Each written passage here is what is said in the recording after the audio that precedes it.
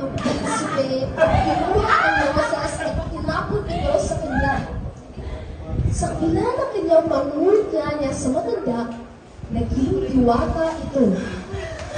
Natakot ang prinsipe at humingi ito ng kapatawaran kung huli na ang lahat.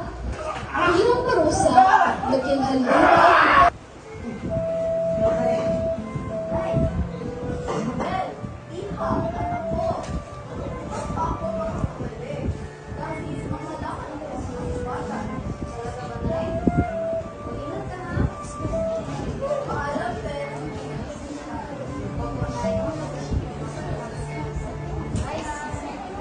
Pagpasok sa palasyo, inuha niya ang nagsasita na kandila pero hindi niya alam na nasa loob ito ng sungka.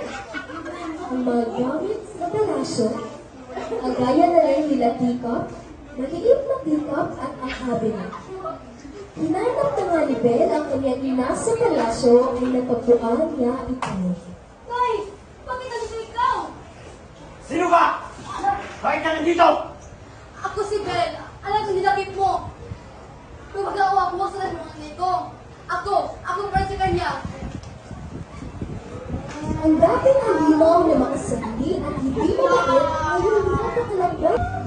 Ang ganda naman natin. Pero, ayaw may kulang. Uy! Yan! Ang perfect na! Ang ganda. Salamat po, Karina. Walang hanuman, Belle.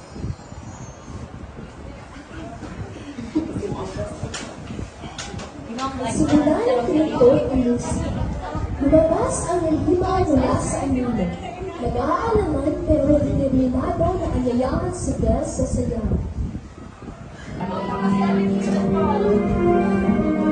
Bongkart na din niya.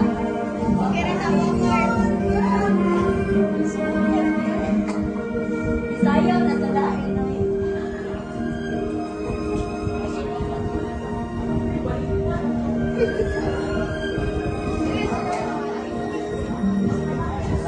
Tell us all the time, true as it can be. Many even friends get somebody else unexpectedly. Just a little change, small to say the least. Both a little scared, like a running bear. Beauty and the beast.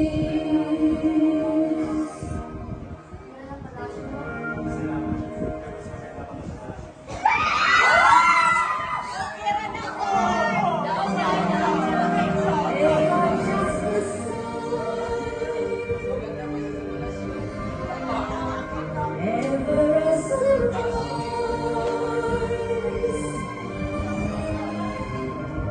Ever as you thought, ever just as sure as the sun will rise.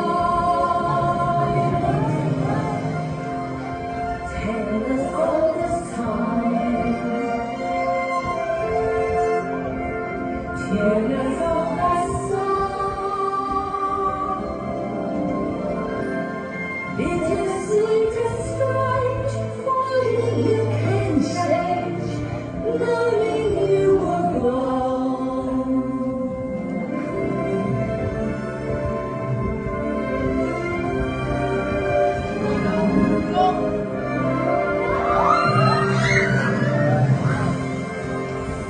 Certain as the sun,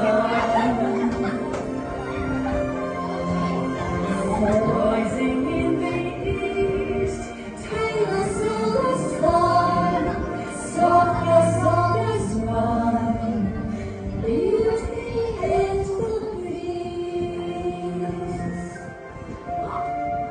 Tell us all the sky, song as all is one, beauty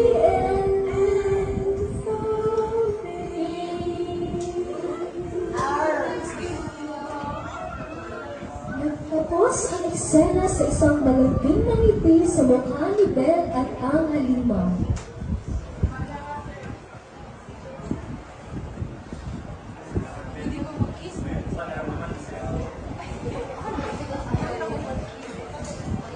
Sa pagtapos ng kanilang sayaw, wala silang iwanan na nagbuo na si Gaston. Sinubukan ni Gaston na patayin ang halimaw pero tumigil si Belle. Hindi ka nalimaw ka! Huwag ka ng pangit nilaram! Tama!